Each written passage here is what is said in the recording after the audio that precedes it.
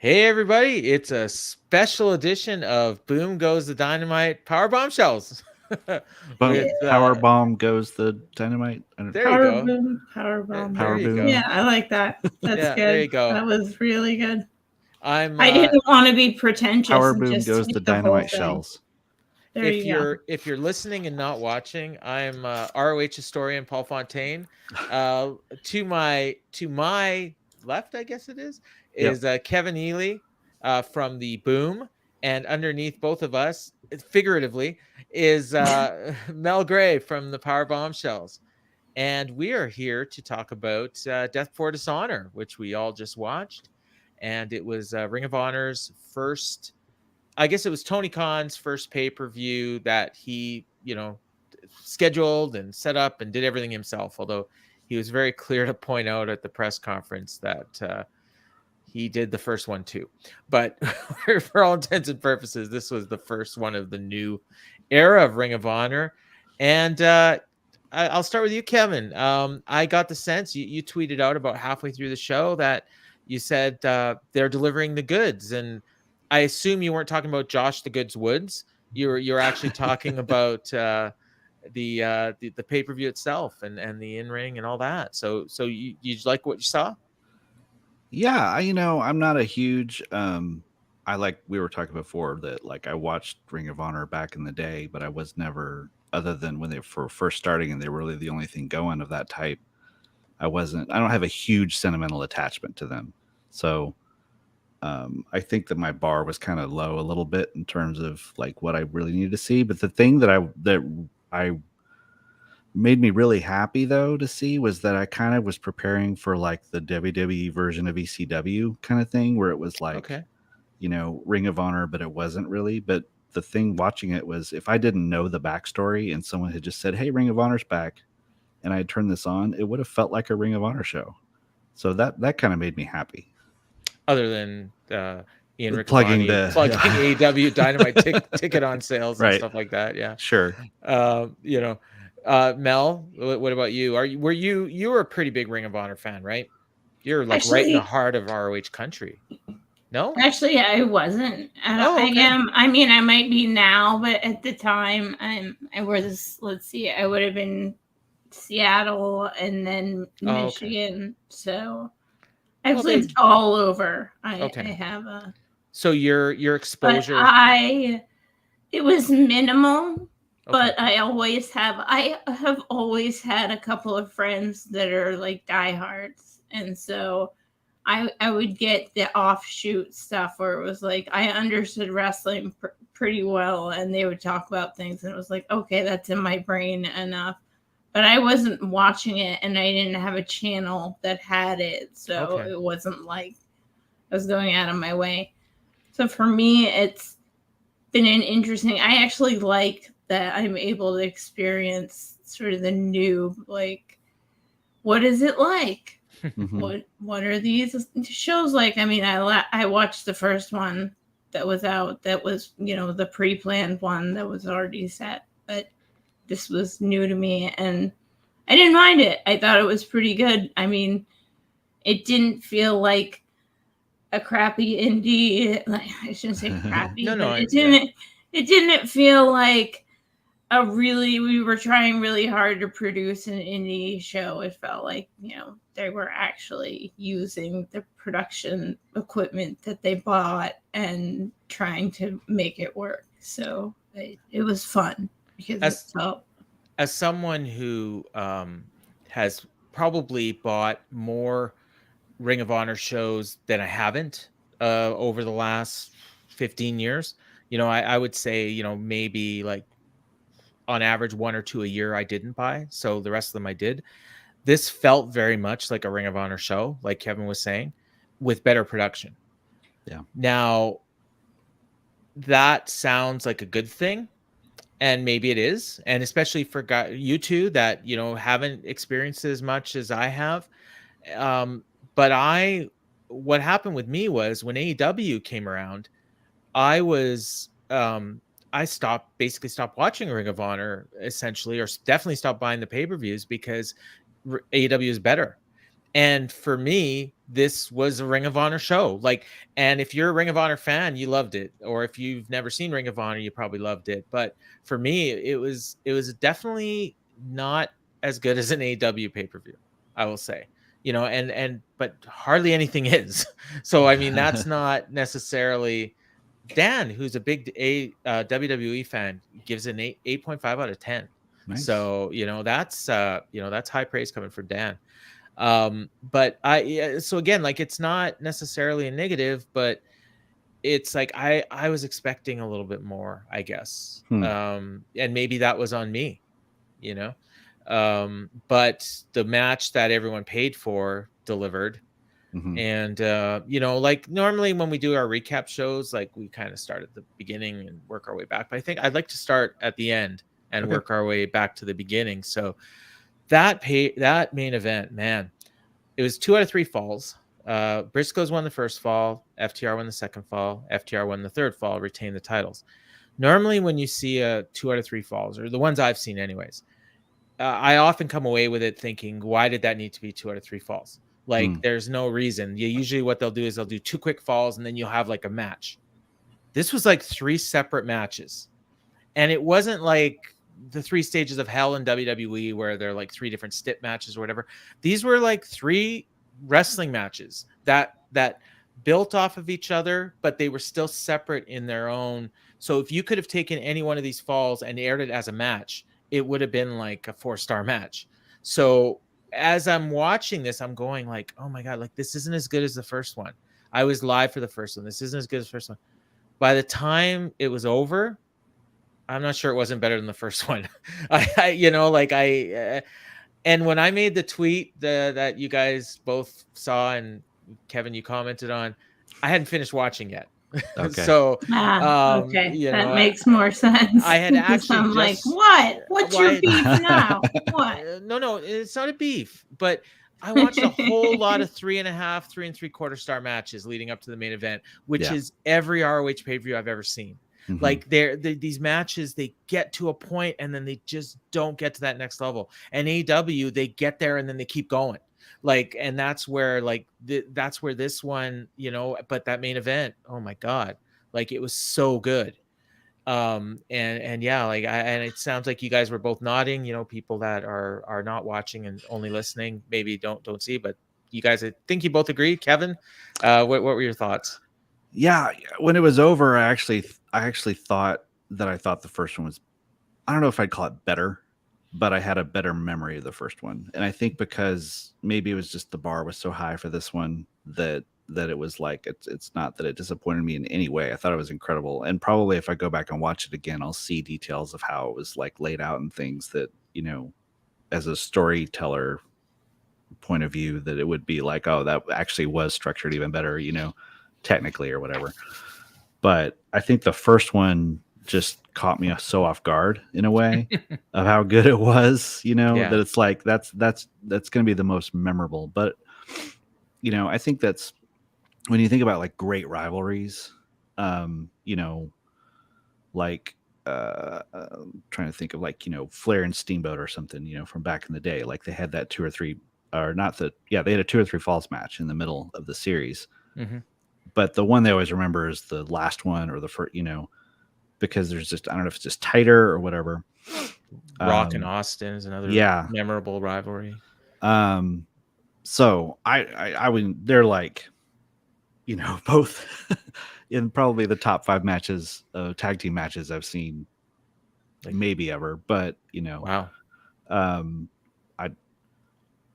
It was an exhausting match, and part of it was like the physical punishment, like how physical that match was. There was a point where I was like, guys, you don't have to do this for me. Like, and then 5 minutes later they go through a table. Yeah. I've become very emotionally attached to Dax Harwood as a performer, and just he was either selling so well or he was really struggling during that match. And there was a certain point where I was just like, no, don't pick him up for that. He can't do that right now, And so there was a part that's like I was feeling for the guys as performers, and almost to the point where it's like, and I feel this way a lot during hardcore matches, where it's like you don't got to go this far. Yeah, and the hardcore match, like, this had hardcore elements to it, but it wasn't like, it was a match, like they waited to do the hardcore stuff until it made sense in the course of the match. The referee was down, or like they were outside the ring and they weren't the legal men. Like they were very careful about that part. And it all made sense. Like none of it was like, and I will place the table here for use at a later time. That table was there for 40 minutes, like, before it. And then it was like, boom, like they went through it and it shattered. Like even Caprice set it up well when they were going right timing with the referee match or with the referee not being available. They put it at just the right time where you were frustrated enough that it was like, this can't keep happening. And then it did kind of stop happening, where it was like, okay, I'm back in the ring and we're not going to play like this anymore. We're going to really. And they both got their visual pinfalls. So that was good. Like nobody had an excuse. And the one little nitpick I had, and it's not even their fault. They did the spot, like the deadlifting spot, where the guy's trying to go up for a move and Dax was still on the ground. And the only problem was Serena Deeb had already done it. And so that sense, like that might've just been an agenting thing. Like if you're going to do that spot in one match, don't do it in the other one. And you know what, if you're going to do it in the main event, don't do it in the women's title match. Like, I'm sorry, like it would have meant just a little bit more, because here it just looked, oh my God, they're doing this again. But again, it was a very small part of the match. One thing that makes that that a thought that you just reminded me of was, there's been talk this week of how sad it is that pile drivers don't mean anything anymore. With like the Wheeler Yuta match last week. And so it was pretty cool at the end. I mean, I've never I'm trying to think if I've seen just a straight up pile driver off the second turnbuckle before like that. Jay Briscoe needs to go to William Regal for training to learn how to adjust his neck. Neck. Turn your head sideways because it stops the fall. But like at that point, when that happened, I thought, if he kicks out of this thing, I'm going to be so pissed. And he didn't. And then he didn't. I was literally, because like it's funny. I was expecting him to kick out, and then when he didn't kick out, it made the match better for me. Yeah, me too. I was literally like, because I rate every match, and I have a star rating thing on I have a spreadsheet. I tweet it every once in a while. People can look at it. And I was ready to give it 4 3/4 stars. And then when he didn't kick out, I gave it 5, because it was like, Mel, any additional thoughts on this incredible main event? Well, I forgot this was 2 out of 3 falls. It was one of those things where it had slipped my mind that was part of the deal, and I went, oh, wait a minute. And I'm on the fence about 2 out of 3 falls until Okada and Omega had the most amazing match ever, and I just thought that was and I think that this had a very similar feel to it as that one, where it had 3 acts.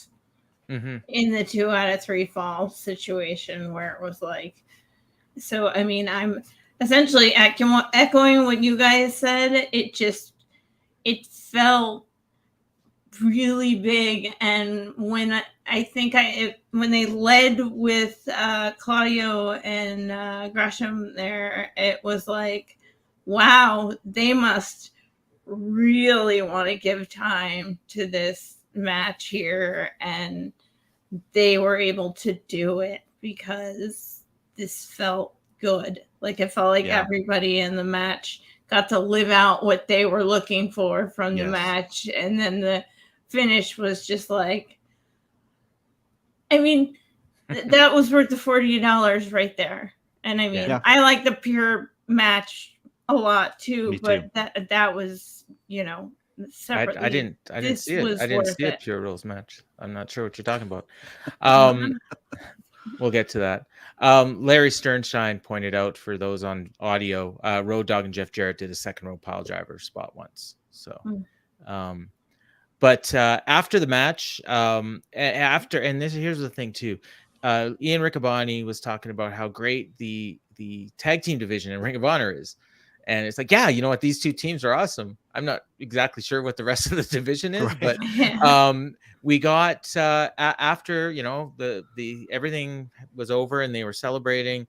They congratulated the Briscoes. They shook hands and everything. Then William Regal came out with Wheeler Yuta and Claudio Castagnoli, and they seemed to hint at a Champions Challenge match, which is a Ring of Honor staple.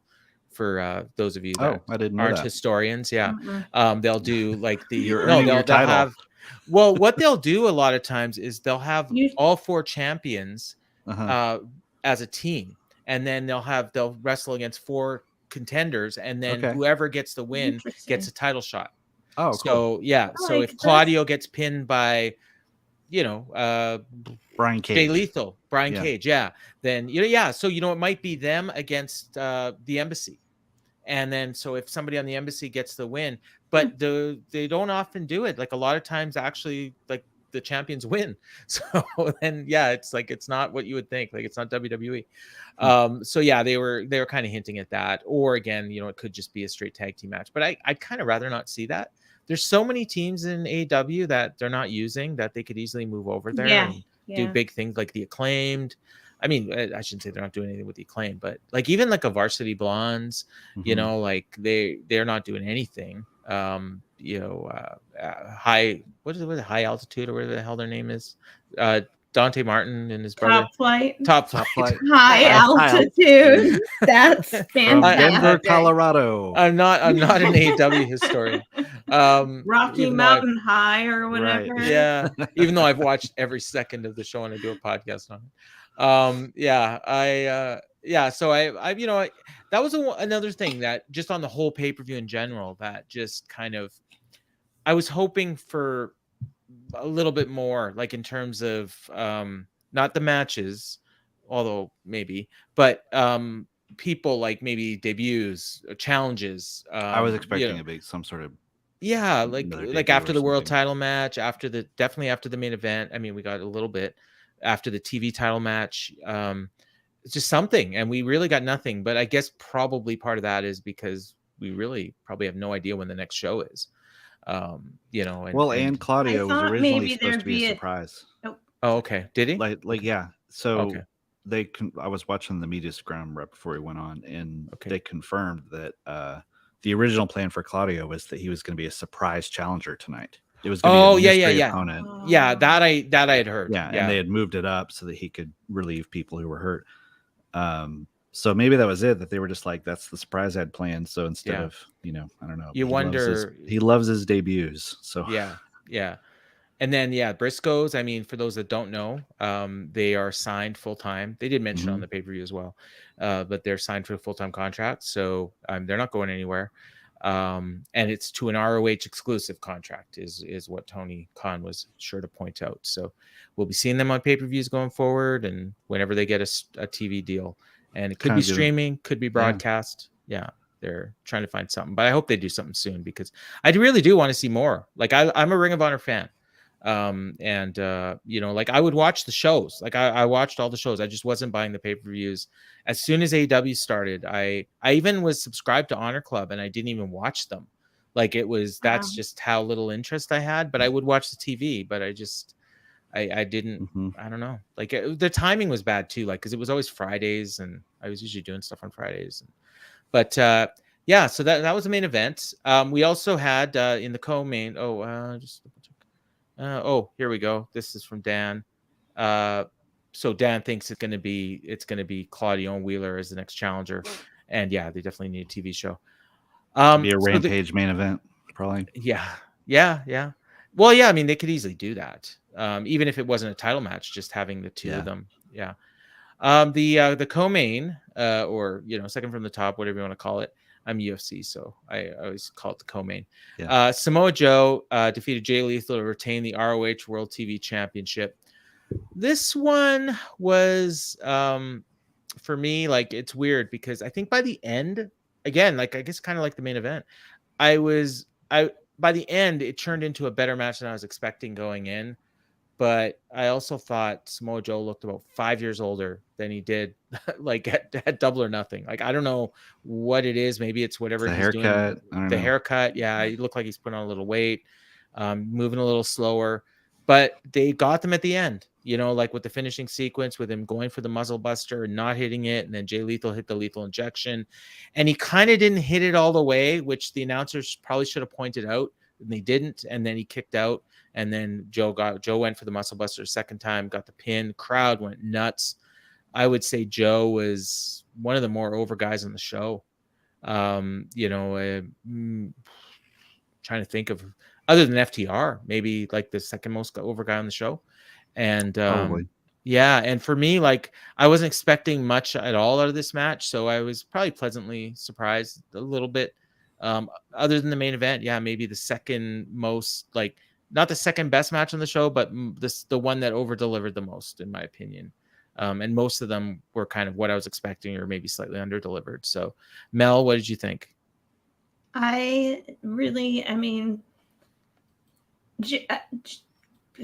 blah, blah. If I can talk, easy for you to say. I thought it was fun to see Joe on an ROH show, just because I think that a lot of what was going on there was just a lot of people feeling like, here we are and we have him here. And although I did get a sideways from the hubby, he said he needs to fire his barber. So it was kind of funny that you mentioned that. So there's a universal agreement there. But it was more like, for me, I do at least have at least a passing understanding of where those people stand in the ROH legacy. And I think it was really important to have that match. And Jay Lethal's always going to do what he needs to do. He's going to deliver exactly what he knows what needs to happen in a situation. So it was very much, I don't know, I felt very highlighty, but in a good way, like in the way where it's acceptable for a show and it fits properly and it doesn't feel fakey and squashy. And I liked it. I thought it was a lot of fun, and people were able to get really excited about, he's back in a spot where we can watch him kind of finish up happily and honorable. Ring of Honorably. Ring of Honorably, yeah. Good way to put it. Well put. Dan, I'll get your thoughts in a second, Kevin, but Dan had a thought here, and it reminded me of what I was thinking while I was watching this. And he says he agreed with Larry about Gresham being an afterthought, and I flashed that up on the screen briefly. And it felt like Joe versus Lethal was watching a TNA reunion of some sort. And I almost tweeted that, because it just the way, like, they did the distraction and the belt shot, and it felt almost like a Jeff Jarrett title match, but then like Lethal. And it's interesting that Dan pointed out Joe and Lethal from TNA, because that's probably where he's more familiar with them, I would think. Although I think Dan is probably an ROH fan too, but definitely TNA, because they were the second biggest company forever, and that's where Joe really made his national name, and Jay Lethal kind of in a way too, with the Ric Flair stuff. So yeah, it did kind of feel like a TNA match. I was kind of like, it definitely didn't feel like an AEW match, and definitely didn't feel like a Ring of Honor match. So other than, the two like mainstays of the company, but but not the style that Joe and Lethal would have 10 years ago. Like that, this is nothing like a match they would have had 10 years ago, probably because they can't anymore. Kevin, what about you? Yeah, I wonder if there was stuff that I didn't really pick up on. It felt, I hate to say by the numbers, because that's how I would have described like the Joe Adam Cole match from May. Oh yeah. That was like pretty underwhelming, and it was just like, I just felt like I just saw you guys kind of tick through your moves. And this was way more than that. I thought the beginning was really hot. I liked how like Joe just interrupted his entrance, like didn't let him get to the ring before he started coming out, and they just started brawling, They did like 10 minutes before they even rang the bell. Yeah.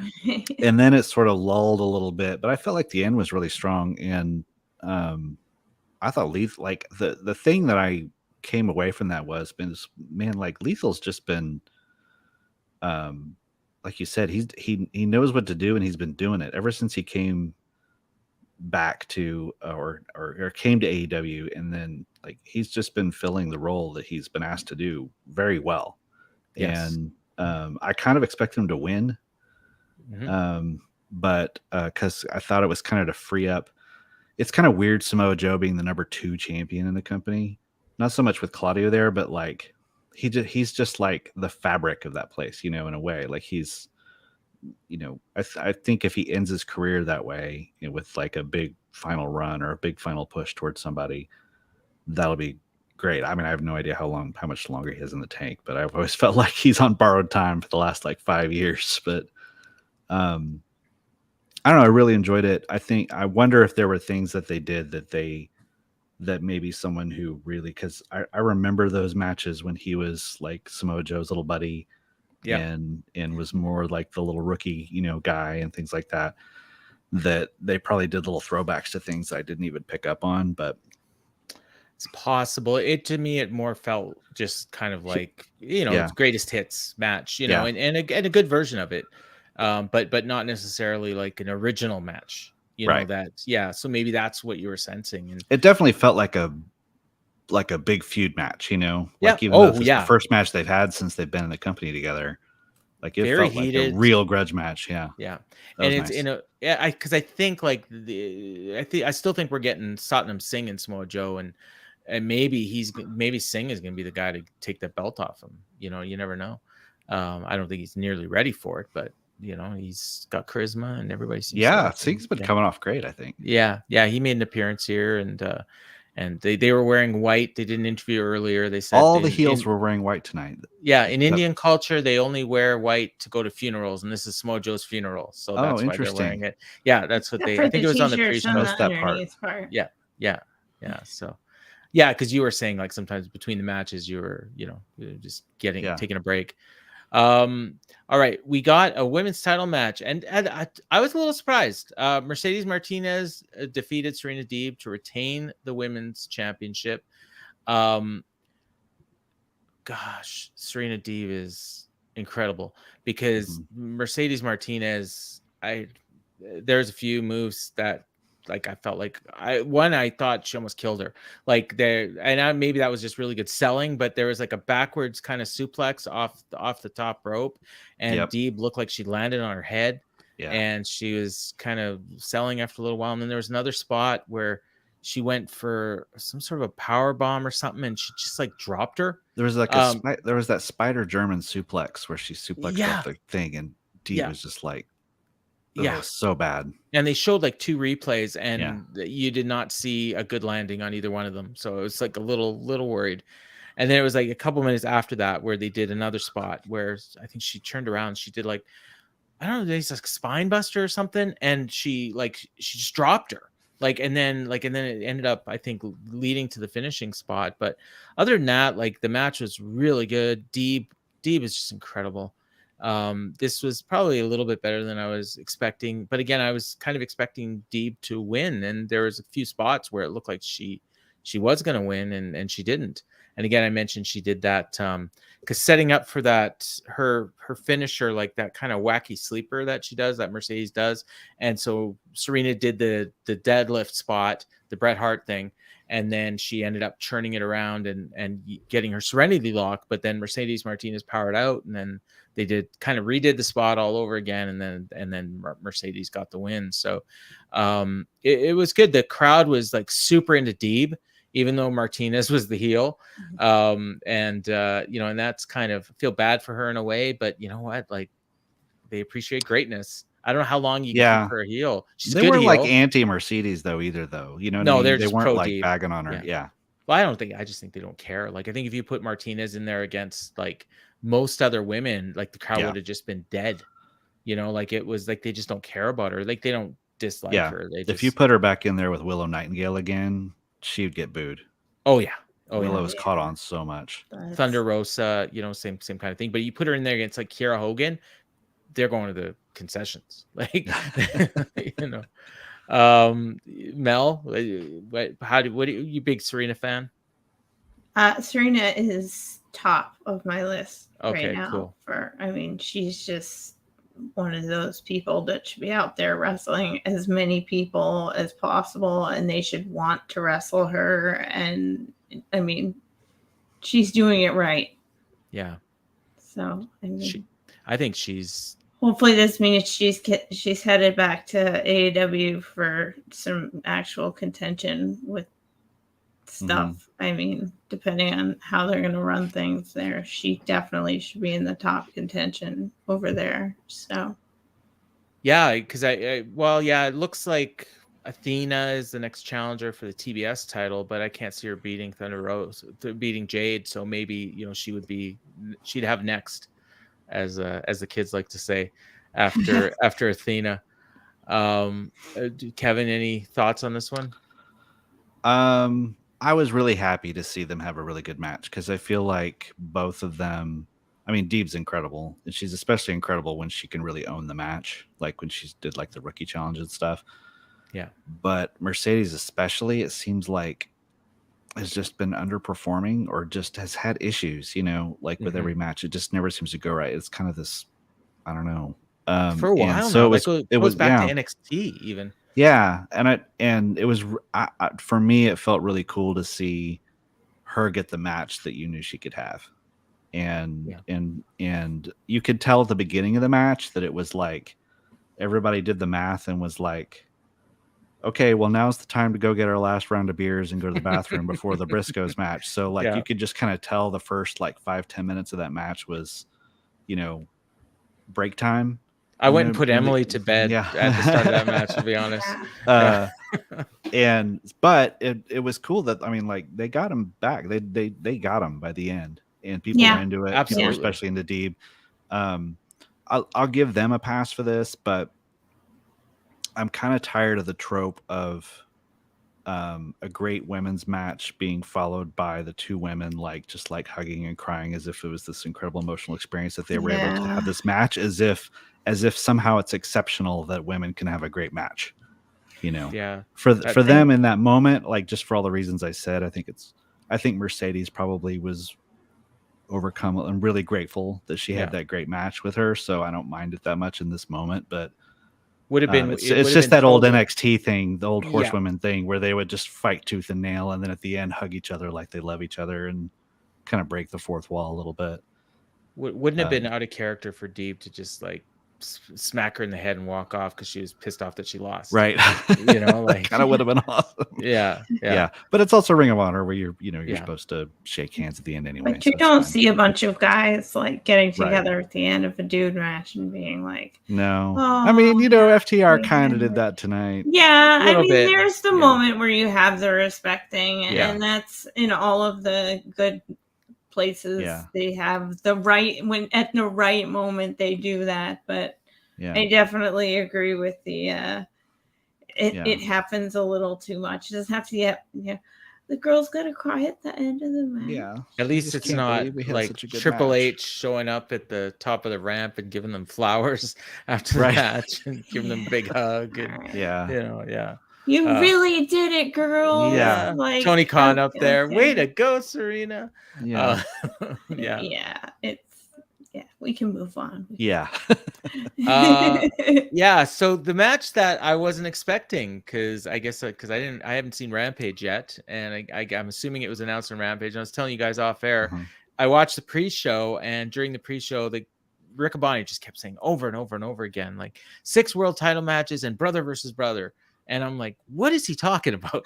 And I'm going through the card in my mind and trying to remember, what brother versus brother? I had no idea what he was talking about until this match started, and it was Roost versus Dragon Lee, and they had a really good match. I thought personally, for my opinion, I guess I'm probably a little more into Roost than most people, but I thought this was the best match on the show until the main event.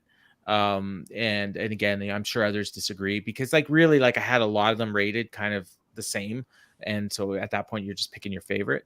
And, so for me, it was this because I like what they do. I really like Roosh a lot. And this match just kind of worked. The only thing, I didn't quite understand why it was happening. Why are the two brothers fighting? They didn't really explain that at all, and that's probably because there wasn't really a good reason for it, other than hey, let's have a good match. Yeah, Roost won. He hit his what is it, bull by the horns or whatever, where he does like the Roman Reigns spot where he goes, oh, and then he runs across the ring and hits him with a missile drop kick in the turnbuckles, and then Dragon Lee kicked out of it, and then Dragon Lee does his finisher, and then he kicks out of it. Caprice Coleman, he got on my nerves a little bit on this show a few times. He was going a little overboard on. He's been a little sticky. Kicked out of this. He's never kicked out of that. He did this like 7 times tonight, like on different, and he did a bunch of times in the main event too. And I guess in that sense, it was probably, if he hadn't been doing it all night, it wouldn't have bothered me in the main event. But by the time we got to the main event, it was like every time you've been doing this all night, dude. Like just enough. Yeah. And but he was doing it here. And then he hit the bull with the horns thing, whatever he calls it, and then he got the pin on the end. And that was a really good match. They just went all out, and they did like spots where like the one Dragon Lee was kind of the good brother, and he was kind of like, you know, feeling sympathy, and that kind of led to the finish because Roosh has no sympathy. He's a bad dude. And then he ended up getting the win, and he's getting a world title shot on AEW on Wednesday. And they pointed out that he's won 11 in a row, including AEW, Ring of Honor, Mexico. So, you know, I mean, you can't argue that he's earned a title shot, even though I don't know if he's in the power rankings, but I don't think. No, it doesn't matter. Maybe he should. Kevin, did you I'm like sure this he match? will be Wednesday. Oh, yeah, he'll be number 2. Did you like this match as much as I did, Kevin? I did like it a lot. Okay. I had kind of the same thing where at first it felt a little more like exhibition because I didn't, you know, that's sort of how they were playing it. It was like, hey, let's show off how good we are kind of thing. And then so I liked when it, you know, they really started just going all the way with it. And I mean, some of those dives, that dive through the ropes to the table, he like almost just went face first into the side of the table. God. Yeah. Just a missile. And it was cool. It's been a long time since I've seen Dragon Lee in his TV 14 tiny trunks. But hey, if you can pull it off. But yeah, I don't know. I liked how subtle the healing was, where it was, you know, he didn't really try to cheat. There wasn't like a big moment where it's like, oh no, he's turned on his brother. It was just at that very end, he kind of, you know, lulled him in and kind of faked him out just to get that last move on him. So the kind of thing that's like, well, we'll get over that or whatever. I wonder if Dragon Lee is this a one-time thing, or is he going to be an ROH guy, or no idea. I mean, I think it all comes down to whether or not they get a TV deal and when the next show is and all that stuff. Like, I don't think we know with a lot of these guys. Mel, what about you? I agree on the seeing Dragon Lee again. Really enjoyed that. You almost forget these guys are out there. Yeah. And then he showed back up. I think it was to highlight them a little bit on this show with this audience, because I do think that they probably belong here for a little while. I think that they'll work on Dynamite and some of the pay-per-views eventually, but I think that this is a better audience for them, and they're going to be able to do more of their stuff that they do on here and be able to expand out. I mean, they can work with a lot of the people that might come in there, because I mean, you can't have everybody on the Dynamite cards right now, and those are 2 really good wrestlers, but they're maybe not necessarily guys that you want to cram onto the TV, and still you need to use them. And I mean, it's Rampage felt the last couple of weeks, but especially Rampage felt a little bit like a go-home show for this pay-per-view here. So that announcement, I didn't know until watching Rampage either. So it was one of those things where I was like, oh, Dragon Lee's going to be on this card. I haven't seen him since Well, I actually got to see him live. So. I don't think they like. I think that was you said you didn't know about it till Rampage. I'm pretty sure that's when they. That was when it. Yeah. Yeah. No, so I didn't know until I watched the pay-per-view because I didn't see Rampage. I would love to see Dragon Lee against Pac for that goofy title that Pac has.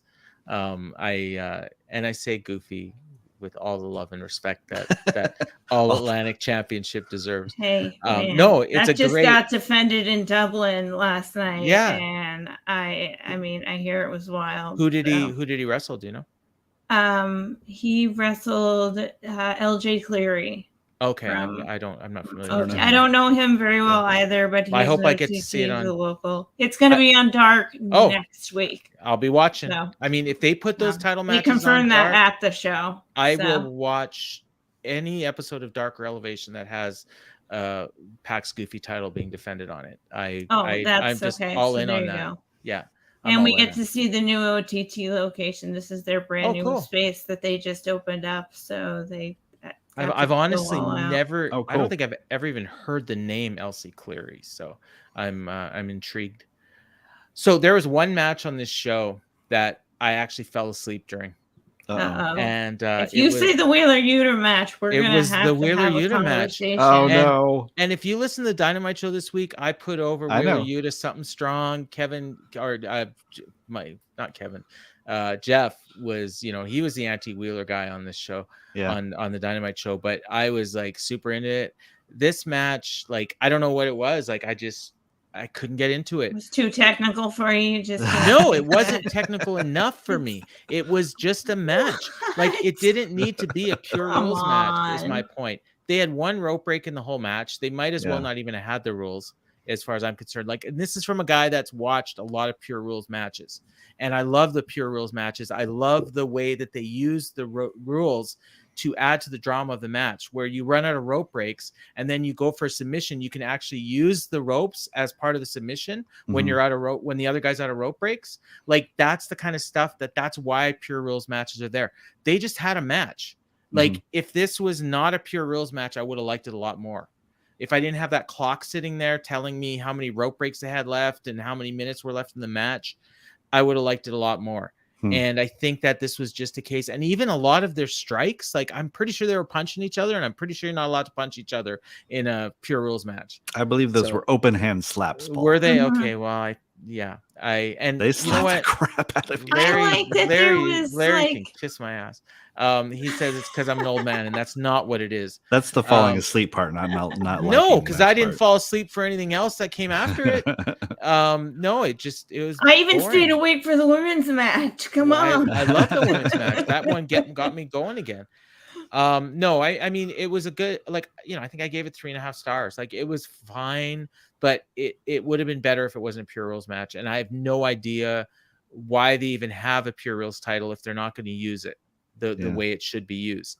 And I think that's where bringing in a guy like a Josh Woods or even a John Walters.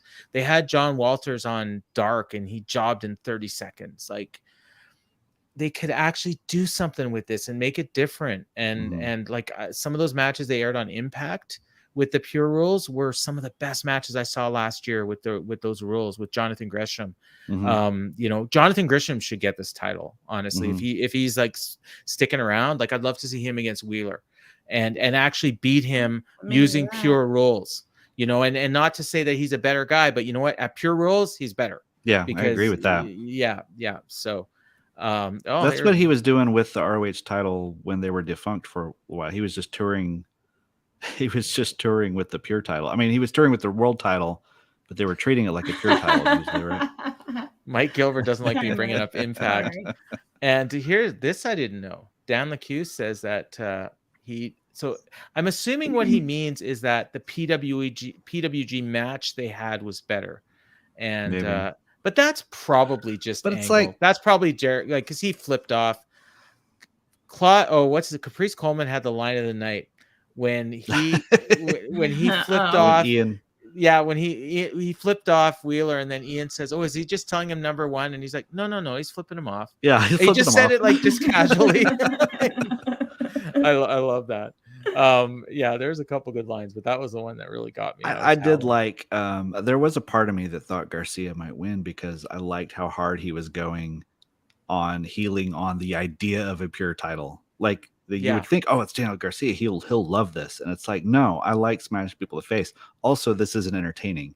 And I thought, maybe Tony actually is like, maybe we don't need all these titles in ROH and would like use it as a gimmick to have Garcia come on and declare it like the ring of the Jericho Association Society Sports Entertainment Championship or something, kind of like when Lance Storm won the called it the Saskatchewan Hardcore International title. The Canadian, like it would be something like the Canadian Rules, Alberta Posse or something like to spell out crap. Like that would be the name of the title for the Jericho Appreciation. Yeah, that would have been cool. Or maybe it was a chance to familiarize people like me a little bit more with the title because this is still new to me. Yeah. And it is a newer concept. So maybe a slower match and William Regal on commentary with them. Yeah. I mean, I'm not going to sit here and say that maybe wasn't a little bit better than the match itself, but in a way it's okay because it felt like that guy is a hero. Like he is one of the last guys left that knows what that guy knows. And he came up harder than, he's like a veteran of wars that like people are running out of. And so to have that guy explaining that stuff to you, it's important, and I think it's important to understanding a little bit. So maybe this one wasn't as exciting, and it's not going to be the pure title isn't going to be the like, hey, this is going to be the like super fun, heavy hitting Roost versus Dragon. That's never going to in fact it's the exact opposite of that. So is what it is. Always going to be slow, and you're going to. It's the cross country skiing and not the downhill skiing or whatever. That's a neat way to put it. I agree with that, and I think Regal is awesome. He's the perfect guy. Like having Yuta as the champion. He's not gatekeeping. Right. No. Right. I would just like them to use the rules a little bit better, and maybe that'll just come with experience. And this is where I think they should have had matches on Dynamite, and Yuta should have been Dark and matches Elevation to explain that, because that's one of the things that I think like Walters and like the guys who invented that title, like that's what they would do. Was the thing you were working toward was get him in a quick submission near the ropes so that they had to use a rope break. Yeah, like it was all you'd see the strategy. Yeah, and I love that. I love variations on the rules, not so much gimmick matches, but otherwise it's just another title. And right. I get what you're saying. Well, and it's hard to get into because it is a different kind of thing than, if it's a bunch of grappling, that's not always what people are looking for when they're looking for pro wrestling. The positives I will say about this match though is Wheeler Yuta was over as hell. And I was live for the first ROH pay-per-view, under Tony Khan, and it was him and Josh Woods, and this was before he joined the Blackpool Combat Club officially, and the crowd was dead. Like they didn't know who either of those guys were, and this is 2.5 months later, and they know Wheeler Yuta and they know Daniel Garcia. Now I think in the middle of the match they kind of little kind of sat on their hands a little bit, but it was more like, because I think like they're used to not seeing these guys in a prominent position, but when it came time for them to turn it up, like they got into it. And Daniel Garcia is a fantastic heel. So, and he's starting to get into his own. He did a promo earlier in the show, and he just like, he's got that kind of, it totally reminds me of Donnie Wahlberg.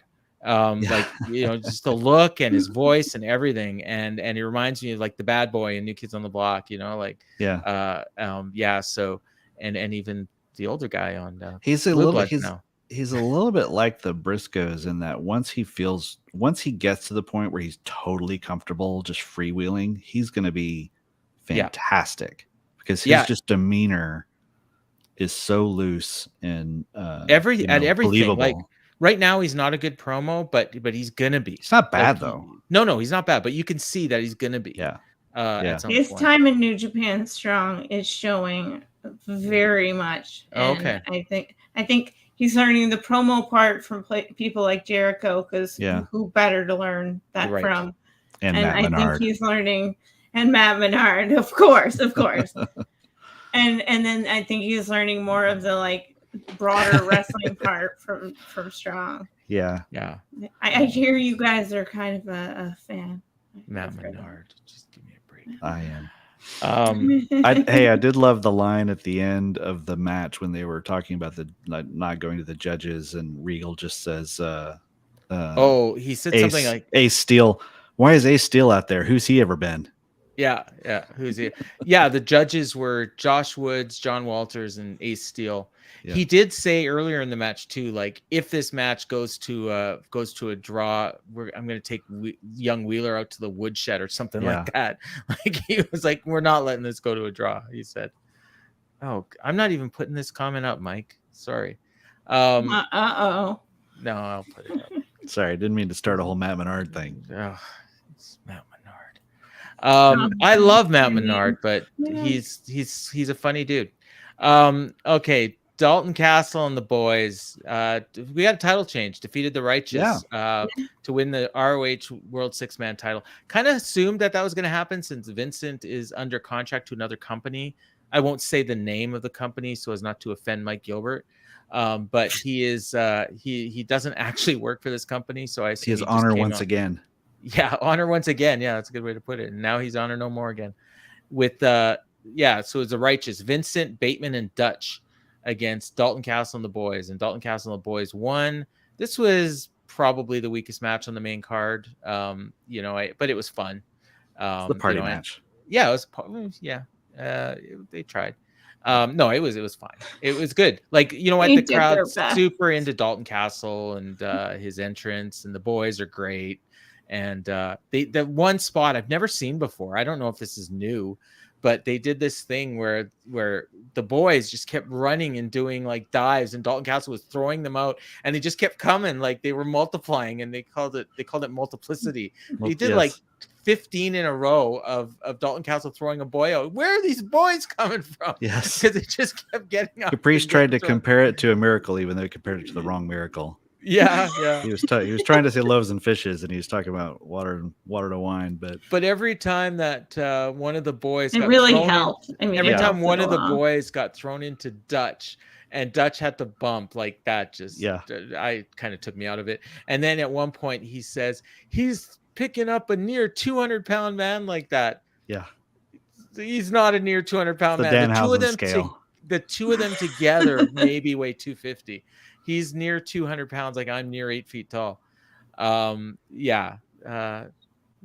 like the anti-Minoru Suzuki, and a little bit, where Minoru Suzuki like eats the young lions. He's like dresses them up and throws them at other people. I was like, this is funny. It has a weird parallel in its way. Did you see the what was the woman's name that was at ringside with them? Vita Von Star. She does a dive out to, I don't know what she was doing, but she took out her own team. Yeah, and it's like she was aiming for her own team. Like, right. I don't know what the heck she was doing, but it kind of didn't lead to much. And he ended up getting the win with his bangarang and pin Bateman and got the pin. And it was Dalton Castle. I mean, he used to be really, really good, like in terms of the wrestling, and he's clearly like not even 50%, let alone 100%, but he can still do the act, and he's got the boys back, and they're great, and they bump like pinballs, and it's a lot of fun. And I just like to pretend that he's JD Oliva.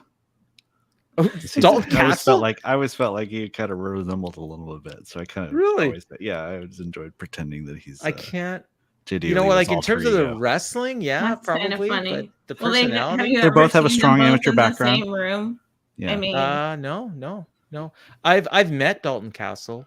He actually introduced himself by his shoot name, and I was like taken aback because he didn't sound effeminate, and it was. He always seemed like a cool guy. He was kind of doing the podcasting thing back when it was just like Colt, and because I think he had a radio job. Right. Yeah. And he was. That's kind of how I actually heard of him first. Was it was a radio host who had a character. Okay. And then he debuted on. Yeah, he's still good. I love that. I love his theme song too. And I'm half hoping that Tony actually purchases a Queen song for him to use, but I'm also kind of just love that knockoff version of Radio Gaga that is just close enough to not get sued. Right. Just that close. It's probably on the other end of close. Yeah. But they're under the radar, so they're probably okay. It's like DDP's Smells Like Teen Spirit. Yeah, either you guys got any more on that? We don't need to spend too much time on that one, I don't think. No, it was just fun. I think we got it. It was a fun match. And then we mentioned the opener of the main card, and again, so it's kind of cool we did it this way because it was the Ring of Honor World Championship, and we started off the show with a title change. Claudio Castagnoli defeated Jonathan Gresham to win the title. Clean as a whistle, no shenanigans. I mean, it was a good back and forth match, a nice solid match. I mean, I mentioned earlier that my favorite match was Roost and Dragon Lee. If you told me that this was your favorite match, I wouldn't, besides the main event, obviously, I wouldn't argue too hard with you. Personally, for me, I preferred the other one, but this was real good too. He won clean in the middle after hitting his what did he called the Ricola bomb? The Ricola bomb. Ricola. Gotta get my singing in. But it was a real good match, and now he's the world champion. So the Blackpool Combat Club has 3 titles now. Bryan Danielson's the only one without a belt. Yeah. And he's coming back. This I didn't know. Mike Gilbert says this is like the Gresham had boo-boo face during the entrance, and he deleted his socials after. So, I didn't see that.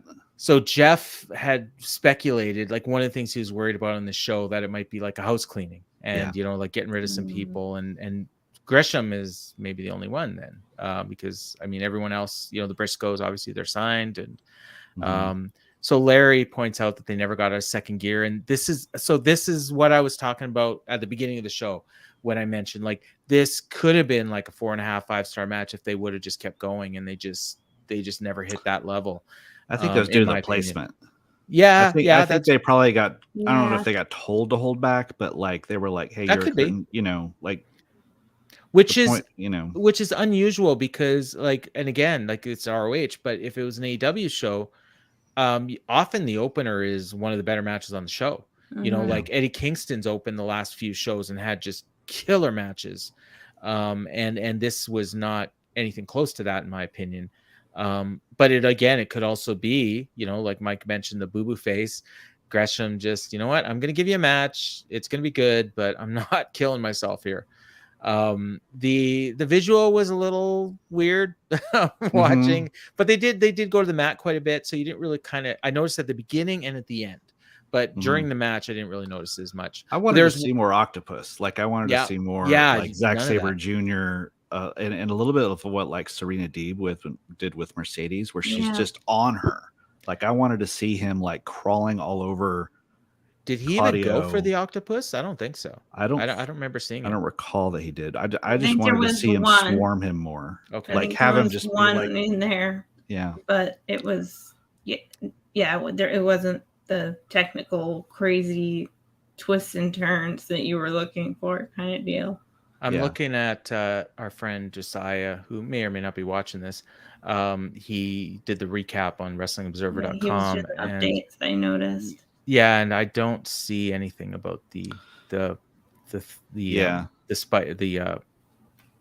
Octopus. I think I just wanted to see a little more Zack Sabre Jr. style of Gresham in there. Yeah, you're just doing these crazy things to tie him up and befuddle him a little bit before. But it was still good. I did really enjoy it. But I totally saw the boo-boo face at the beginning too. I kind of missed that, but I think I was actually I may have been fast forwarding the entrances. I like Claudio's music, so I think I let that one go. You were totally wrong there, by the way. The first time you heard that, Kevin, I think it was you that said it was too like circusy. Oh yeah, I still think that. you're wrong. Okay. But yeah, because it's his old music. Like I know the ROH. I'm not an music, and ROH this is, historian, Paul. Yeah, No, and was I gonna am, say and- you're arguing with it This in means our nothing way. as to me. soon as I heard it, I recognized it. It brought me back to those glory days. That of meaning is ROH. lost on me. Yeah, no. Oh yeah. So Larry says, seeing how much of an afterthought he is, the idea we ever thought he would be the mystery guy at Forbidden Door is funny. Yeah, that's true. Yeah. I noticed Claudio made a big point, like at the handshake at the end, that he So really probably. he just like, thank you, like really sternly, and Gresham just kind of went. So I guess my You know. idea of him being the next pure champion probably isn't happening. Yeah. Unless maybe they'll come to an agreement. But the one I would kind of like to see his wife in here too. But I think she's under long-term contract to a company I'm not allowed to say. But yeah, Jordan Grace would look real good in an AEW ring. I think she just can't help but kind of burn her bridges before she crosses them. Jordan. Really? That's what it seems like. Oh, okay. Maybe. Yeah. I mean, yeah, she's gotten a little hot water over those Benoit comments, but yeah, Larry's right. It's an earworm song. It's I didn't even know that it was, like, I should have known, but the 1812 Overtry. Like, I didn't know the title, but I knew the song. And that was one where as soon as the music started, like, people that knew Claudio from the indies, like, they popped before they even saw him because they recognized the music. So to me, that works. Yeah, so Mel, anything you wanted to add on this world title match? No, the only thing was interesting to me was that they it came right out the gates with it, and at first I was like, whoa, hang on, and I had to kind of go running around like, hey, they're starting with this, they did a coin flip and some weird stuff, get in here. Yeah, what was the coin flip? I missed that. So on the commentary, they explained that instead of doing, because the way the card was set up originally, it was Claudio and Gresham, and it was FTR and Briscoes, and it was like, how are we going to do these two things and who's going to follow who? Because let's be real about like how good these matches were going to be. And so they did a coin flip, and the FTR agreed, or not FTR, but Claudio and Gresham agreed to go first for the. They flipped a coin in Rio de Janeiro to. Yeah, apparently. So I mean, I was like, okay. I mean, not even close to the craziest thing ever. So it's just stupid. Coin flip. I mean, why even say anything? Like, that's so Tony though. Like, that's so Tony Khan. He's got to I've got to figure out how to explain this to people. In case 52 nerds on the wrestling Twitter tomorrow say #conspiracy. Right. Why did they do Gresham it this incident. way? And you know what? Like, I'm so glad that a tag team. I mean, if it hadn't have main evented the show, like, it would have been stupid. Like, that this was why everyone was buying the card. This was the main event. This is all anybody's going to remember from this card, really. I mean, they'll remember the title changes and, I don't even know what else.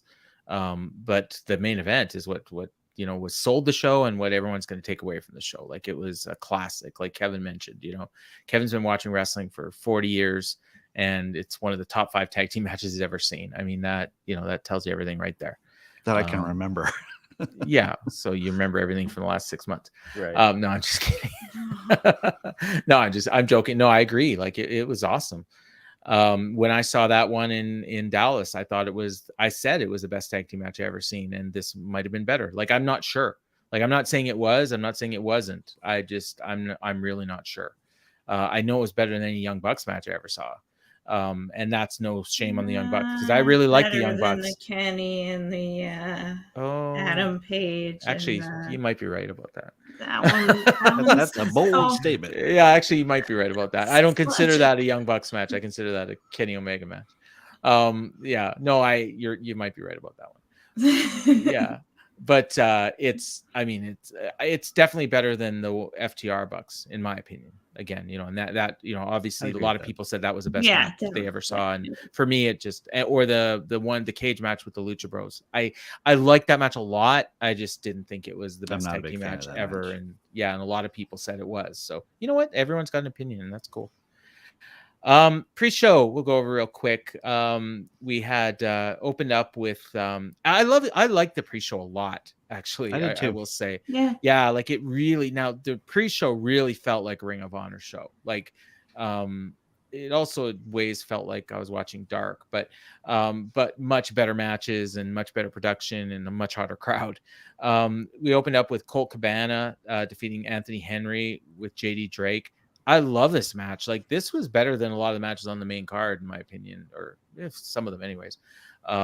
Really, really good match. They went back and forth. They had some interference from JD Drake, and Anthony Henry got a couple really cool near falls, and Colt Cabana got the pin or the submission with the Billy Goat's curse, and really like that one. Kevin, you're nodding. Did you see it? Yeah, I liked the I like the Workhorsemen being in Ring of Honor. That feels like a good place for those two guys. Yeah. And my co-host Sam is a huge Workhorsemen fan, so by proxy, I've become like a fan as well. So I was very excited. I haven't like really been terribly impressed with them in AEW, but probably that's just because they're not really showcased. So here it was actually showcased, and I actually thought that Anthony Henry was going to win, so I think it kind of added to my enjoyment of the match that Colt actually won, and it made sense, and he, the interference kind of backfired at one point, and Colt got the win. Really good, really good opener, I thought. And then we got the Trustbusters, which I saw a still photo of. I haven't seen them yet in AEW, but it was Ari Daivari and Slim J defeating the Shinobi Shadow Squad, which is one of favorite Ring of Honor undercard tag teams, Cheeseburger and Eli Isom. Eli Isom is incredible. Like, I hope he's signed, because that's a guy they could do something with. I don't think I've seen him before. Oh yeah, I saw him a lot in like the last year or two of Ring of Honor. I think he challenged for the Pure title for a while. And he's and he has his team with Cheeseburger, who was an undercard favorite in New Japan for years, and he was always doing the Battle Royal at the beginning of the Tokyo Dome, and I think he even won it one year. And Slim J, ROH original. And Ari Daivari. This is where Ian Riccaboni shouted me out on the broadcast. He mentioned that Ring of Honor historians will remember Slim J as one of the Special K, and I appreciated that. And he even liked my tweet, so clearly he was talking to me. Clearly. Yeah. Oh yeah. And and surprisingly, I was surprised anyways, the Trustbusters won, so I assume they're earmarked for this company too. No Parker Boudreaux. I don't know if he was just trying out for the Trustbusters, but they got the win. It was Daivari hit a frog splash on Isom to get the pin, so they saved Cheeseburger. And this was all right. Mel, did you see it? Yes, I saw it. It was fine. I mean, you said all the things. Okay, sorry, I nailed it.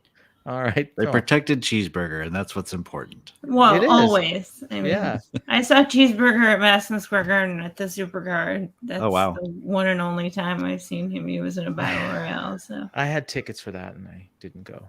Unfortunately, I couldn't. Yeah. This may have been. I mean, and again, like, this really speaks to the quality of the card, because like I think this would have been my lowest rated match on the whole card, and it was good. It was. Yeah. The pacing was really good. It was fun. The Embassy, which so this was news that came out of the pre-show. That if you're skipping stuff, you might have missed it. Tully Blanchard has sold Tully Blanchard Enterprises to Prince Nana, and so they started out by saying he was in charge of Tully Blanchard Enterprises, and somewhere along the way, everyone just became part of the Embassy. So it's the Embassy was a longtime stable in Ring of Honor, for those that don't know. And I don't know if that means Tully Blanchard's gone. I hope it doesn't, but I assume it probably does. I'm not a huge Prince Nana fan. To me, he reeks mid-card. And anybody associated with him is probably mid-card. And I guess if Grisham's gone, it kind of feels like a mid-card act with he barely showed up. Did you notice he didn't come out with Gresham, and then like as the match started, he just sort of wandered out? He wandered out and he didn't really do anything. As if no one told him that match was first on the show, and he would just sort of wandered off to catering or something. Well, he said in his interview that he was going to accompany Gresham to the ring. Mm-hmm. But you kind of almost got the impression like Gresham didn't even know, like that Tully sold him. Kind of like was it? Remember, it was like when Slick sold the Big Boss Man or something to Bobby Heenan, and then and then he churned, like kind of that. But I mean, if Gresham's leaving anyways, it probably doesn't matter. But without Gresham in this group and without titles, like they're really, I mean, kind of just the monsters. Yeah. I mean, they're fun, and this was a fun match. Like this was like, to me, this was like the party match. It was the Embassy, Brian Cage, Quan, and Toa Leona. With Prince Nana defeated Blake Christian, Tony Deppen, and Alex Zayne. So Christian is former NXT guy. I can't remember what his name was there, but I remember his Cora Jade's boyfriend. Mm-hmm. Alex Zayne was Asher Hale, and then Tony Deppen is a longtime Ring of Honor guy. I believe he's a New Japan Strong guy too. Is that right, Mel? Yeah. As a matter of fact, I called this ROH versus New Japan Strong. Oh, okay. Almost everyone it was almost balanced out as a bunch of ROH guys and a bunch of guys that have been on New Japan Strong a lot lately, and so that's where I knew half those people from. So Blake Christian sat on the apron for 10 minutes, didn't do anything. I thought, is this guy hurt? Is he not going to do anything? Then he comes in and he does like the most amazing comeback. He's like John Silver, like the way he was doing his comeback, except like, and the crowd was so into it. I'm watching this. What am I watching? Like this guy, he's tiny. He's got the worst look in the world, but he's fired up and he's doing these moves, and the big guys are selling for him. And it's like, well, you know what? It's like Dave Meltzer said, if it works, it works. And it works. Like, I don't get it, but it works. And it was a lot of fun. Like I'm surprised. I thought the best guy in the match, to me, like this match was designed, almost seemed like a showcase for Quan. He just looked great, but the guy that really impressed me was Alex Zayne.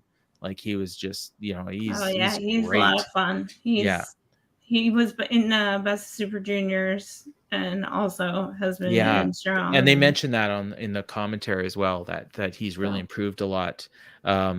Was he part of Team Filthy, or did he get kicked out of Team Filthy? I think he might have gotten kicked out, or maybe never. I don't know if he was ever part of Team Filthy. Okay. I can't. I remember there was one guy that was in Team Filthy, and then he went to NXT, and then he got fired from NXT, and then like the joke was he should just show up on New Japan Strong like George Costanza and pretend like he never left. Yeah. And I thought that was him, but it might have been something. It might have been the other guy we saw tonight, Anthony Henry. Maybe it was Anthony Henry. Because he was in NXT for a while too. A bunch of these guys, all these guys, like you look at them, it's like, why did they even sign them? Like I have no idea why WWE even like had them on their TV. Like it made no sense, but they're where they should be now. So that's all that matters. Yeah. But yeah, the Embassy got the big win. They did like that, like I mentioned, that comeback spot from Blake Christian where he just went crazy, and I almost thought he was going to get the win, and then he got thwarted by the three big guys, and they ended up Leona hit a Dominator, and Brian Cage kicked Deppen in the face for the pin. So the Embassy got the big win there. And then the other match was the women's match. This was the only one that I actually knew about from watching Dynamite, and it was Willow Nightingale defeating Allysin Kay. It's a really solid match. That's fun. Yeah, maybe the best Willow match I've seen in AEW. I think I've seen better ones in other companies, including one I'm not allowed to mention. It was. I really like this a lot. I like Allysin Kay like quite a bit. Seen her in a bunch of different companies. NWA, I think, is where she's mainly working now. But I think she's a former Ring of Honor Women's Champion. Could be wrong. I loved Riccaboni. He mentions like the history, and he's not afraid to talk about like other companies or people that aren't with company. He mentioned like Roxy. He mentioned NXT at different times. He mentioned, Roderick Strong. Somebody hit a backbreaker. So reminiscent of Roderick Strong. Like I love that. Like even his time on Strong has been valuable. Who? Oh, Riccaboni? Yeah. Oh, yeah, right. He's been doing Strong. Kelly, right? He's been one of the announcers, and he's done it with Kevin Kelly. And if there's a guy right there that's like helping out. I mean, Excalibur is a Kevin Kelly tree guy. I mean, that's like he did all that time on the table with that guy, and it's like I'd love to see Riccaboni on Rampage. Like give Excalibur a break. He does all those shows. Oh, he's carrying a lot of it. Yeah. So I mean, I think it's just a matter of like Tony probably doesn't want to just throw somebody in there that people don't know, but you gotta. Well, and Riccaboni has such a. I don't want to call it quirky, but he's such a unique voice in that he's such like the kind of old school chipper. Do you know who is his commentator like idol, the guy he tries to pattern himself after? Who? Like I heard an interview, he did an interview on, I think it was Wrestling Observer Live. Vince. Like that's I could see that. Yeah, that's who he like he that's says fair. Like that's who he tries to pattern himself after, and like and he talked about why and how and what he took from Vince and everything, and like obviously like a modern version of it, but kind of like what Vince was back in the day. He was the best. Yeah. He was really. I wouldn't say the best. He was really good. He kind of reminds me of like Bob Caudle back in the day. Of like, he's just real like just excited and but he's just kind of peppy. So it's he's a fan and he's knowledgeable and I like that it gives Ring of Honor their own personality of commentary. That's different from what Excalibur brings. So Willow got the win. She hit the power bomb for the win, and she they had a name for it. I can't remember what they said because I'd never heard the name before. It was like the babe bomb or something. The babe killer. I don't know. And she also hit a pounce, which I've never seen her use. And oh my god, that pounce was awesome. Like the Monty, what's that dude's name from the TNA? Yeah, Monty Brown. TNA. Monty Brown, or he had the other name in WWE, like Marquise Corvan or something. Wow, but deep cut, Paul. Yeah. But it's funny. I remember that, but not Monty Brown. And I watched all the Impact stuff, but sorry, the TNA stuff. Not allowed to say Impact. But she did an awesome pounce. Like it was like she and that like these are two, and I mean. They're big women, like they're got some muscle and some size, and she flew into Allysin. Yeah, they flew. Allysin flew away. Like I don't know if she sold it or if she didn't need to sell it, but it looked great. And it eventually led to the pin, and Willow got a big win. And the only thing, like again, and this is just my analyst thing and not just kind of enjoying what I'm watching, but it was like we saw a lot of people that we never see win in AEW that got wins here. So it was like if I could have been on that conference call with Tony and he was talking about two brands, the one question I would have had for him was, how are you going to like, what are you going to do about the perception that Ring of Honor is just like the minor leagues of AEW? Because Kevin and I had a discussion off air before you came on, Mel, and before the show started, and it was I mentioned how when NXT was really getting going, and people at that time there's no AEW, and people were talking about what's the number 2 company in the States? Is it Ring of Honor? Is it TNA? Is it New Japan? And some people said it was NXT, and then other people said, well, no, it can't be NXT because they're part of WWE. And in my thinking right now, I don't think you can realistically say that Ring of Honor is a separate company. Ring of Honor is part of AEW. And if somebody is hitting on all cylinders in Ring of Honor, they're going to quote unquote get called up to AEW because that's the bigger platform. Unless like Ring of Honor somehow gets, like a network TV deal or something, which is not going to happen. But it's not a separate company. Like they're, and that's fine, and it's good, and if you like Ring of Honor, it's different. Like Kevin, you described it as the WWE version of ECW, but more true to the original. So it was treated as a separate company in that WWE universe. NXT was a little bit more like, it's kind of like, it's little baby WWE. Right. It more like when NXT, like when they had that period of time with like Adam Cole and Samoa Joe and all those indie guys coming in, that would have been more kind of like what Ring of Honor is now, where there was no interaction with the main roster, but they had their separate titles, their separate universe, but it was still under the WWE umbrella. I think that's kind of what this is. And if you watch NXT, you were like, this is every bit as good, if not better. Like, you were like, the NXT people would be like, this is an equal playing field. But when they were still little brother every time they'd go to the main roster, they had that one run where they had to, for Survivor Series, where they were got a pretty good, but they were always treated as like not, the smaller version. And the thing I like is that you've got Claudio, who's really the most pushed guy over the last 3 weeks. Since Forbidden Door, he's really been the guy who's been pushed the most. Him and Eddie but then Eddie loses. And Claudio wins all the time. And Claudio is just unstoppable. And they make such a big deal about ROH being his first world title win. So that's cool. I like that. Yeah. The one thing though, I don't think, and again, this isn't a criticism at all, but I don't think anybody would watch this and say, "Oh, Ring of Honor's got a better product than AEW," And they closed the show with the hard sell from Caprice, and he was saying the best wrestling on the planet. If you watch this show, you're going to buy the next one, and that may be true, but to call it the best wrestling on the planet, I mean, you got to figure there's not a single person that bought this show that doesn't watch AEW.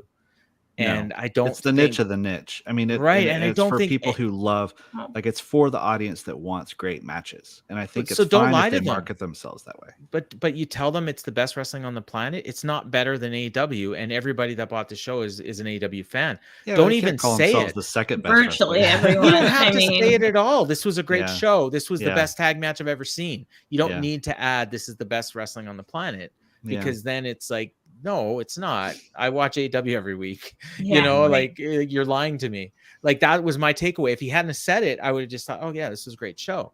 And again, maybe I'm just nitpicking a little bit. I just didn't split because I think it is so much the same company. I don't really think of them as being that separate right now. So it's I ticked Larry off.